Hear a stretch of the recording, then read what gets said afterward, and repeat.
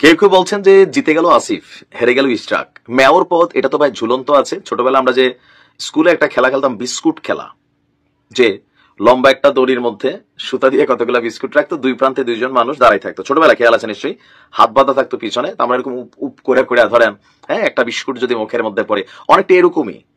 খাবারটা চোখের সামনে আছে কিন্তু এটা লম্ফ ঝম্প করছে। দর্শক, নানান চড়াই উতরাই, আলটিমেটাম, যমুনা গরম, ফাইনালি কোর্টের রায়। কিন্তু রায় প্রকাশিত হবার আজকে কয়দিন হয়ে গেছে, এবং কি যে একটা আইন আছে একজন মেয়রের শপথ নেওয়ার জন্য, সেই আইনেরও সর্বশেষ দিনটা আজকে শেষ হয়ে গেছে। আবার গত 13 দিন যাবত আমাদের উপদেষ্টা আসিফ মাহমুদ, এই যে কি বলে, যে সিটি কর্পোরেশন অফিস করার যে ইস্যুটা ছিল, ওই ভেজালটাও শেষ। রাস্তা আপনারা আটকে বসে থাকতে পারেন, আসিফের কিচ্ছু যাবে আসবে না, কারণ আসিফ তার পুরান অফিস, যেটা মানে সচিবালয়ে যে অফিসটা ছিল, সেখানে আবার যাচ্ছে। এখন ডিএনসিসি তে বসে বসে আপনারা পানি খেতে পারেন, মানে পরিস্থিতি অনেকটা এরকমই। বিএনপি নেতা ইশরাক হোসেনকে ঢাকা দক্ষিণ সিটি কর্পোরেশনের মেয়র ঘোষণা করে গ্যাজেট প্রকাশিত হয়েছিল প্রথম ধাপে 27 এপ্রিল। গ্যাজেট প্রকাশের 30 দিনের মধ্যে শপথ পড়ানোর একটা আইনি বাধ্যবাধকতা আছে। কতদিনের মধ্যে? 30 দিনের মধ্যে। তো আজকে মঙ্গলবার সেই সময়টা শেষ হয়ে গেলেও শপথ পড়ানোর দায়িত্বে যারা আছেন, স্থানীয় সরকার, পল্লী উন্নয়ন এবং সমবায় মন্ত্রণালয়, তাদের আওতাধীন এই ইস্যুটা তারা চুপ। আর এই সেক্টরটার বসকে উপদেষ্টা আসিফ। মন্ত্রণালয় দাবি করছে আইনি জটিলতা থাকায় মেয়রের শপথ আয়োজন করা হচ্ছে না। এটার কারণে মাঝে মাঝে মনে হয় যে খাদ্যাইয়া কপালে বিপদ দায়িকায় না, তারপরে যে কোনো পরিস্থিতি তৈরি হইলে ওই ভারতের কি বলা হয় যে রয়ের প্রেসক্রিপশনে চলা দল হয়ে যাবে। ইস্টাককে 2 দিন পরে নানান কথা শুনতে হইতে পারে আর কি। আবার দেখেন, পুরানা আম আবারও চিপা টিপতে ধরা লাগতেছে। আজকে আবার ইশরাককে মেয়র পদে শপথের দাবিতে আবারও 24 ঘন্টার আলটিমেটাম দিয়ে কর্মসূচির হুঁশিয়ারি দিয়েছে তার সমর্থকরা। আবার রাজপথে আন্দোলন। মানে কেন? দেশটাকে এটা মগের মুল্লুক হয়ে গেল। দুইবার আদালতের আপিল বিভাগের রায় আসলো, প্রথম ধাপের রায় আসলো, নির্বাচন কমিশন কর্তৃক গ্যাজেট প্রকাশিত হলো। স্থানীয় সরকার কেন শপথের আয়োজন করছেন আসিফ? এটা ইগোর যুদ্ধ চলছে। এমনকি তার দল এনসিপি ডক্টর ইউনূসের কাছে গিয়ে বইলা আসছে, আপনি এটার সিস্টেম বাদ দেন, নির্বাচন সব অবৈধ ঘোষণা করে দেন।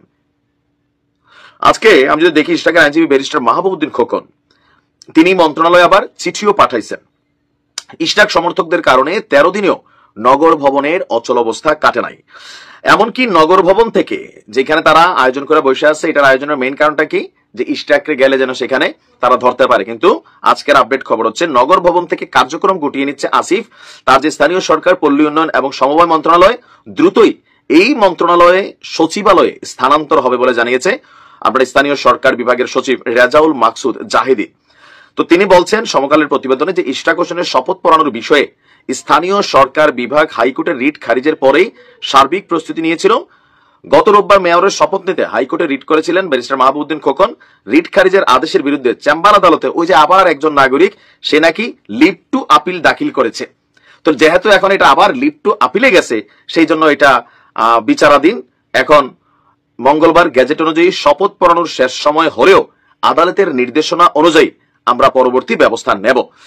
তো এখন সচিবালয়ের অফিস ঠিকঠাক হচ্ছে, আগামী 2-1 দিনের মধ্যে সেখানে আসিফ গিয়ে অফিস টফিস করবে। আর মেয়র পদে শপথ চেয়ে স্থানীয় সরকার, পরিবহন সমবায় মন্ত্রণালয়কে গতকালকে আবার চিঠি দিছে ব্যারিস্টার মাহবুবউদ্দিন খোকন। আর গত 17 মে থেকে আন্দোলন চললো। কি মনে করেন, ইশরাক কি আসলে মেয়র পদ পাবে? আসিফের সাথে পাঙ্গা নিছে, বিষয়টা তো এরকমই মনে হচ্ছে। নাহলে একটা সিস্টেমে একজন মানুষ মেয়র হইয়া ক্ষমতা এনজয় করতেছেন, ডক্টর শাহাদাত, আর ইশরাকেরটার ভিতরে আইসা কেন এগুলো করা হচ্ছে? আবার বিএনপি রাজপথে নামবে, আবার মাঠ গরম করবে, আবার যমুনা ঘেরাও করবে, আবার গিয়ে এটা করবে, পুলিশ কি নামবে, জলকামান, ঠান্ডা ডান্ডা। মানে একটা ছোট্ট সামান্য বিষয় নিয়ে যতটা জল ঘোলাচ্ছে ডক্টর ইউনূসের সরকার, এই কারণে বিতর্কিত হচ্ছে বারবার যে ভাই আমরা যা মন চায় আমরা তাই করবো, আইন কপ চায় আইন। দেখেন যেটা ভালো মনে করেন।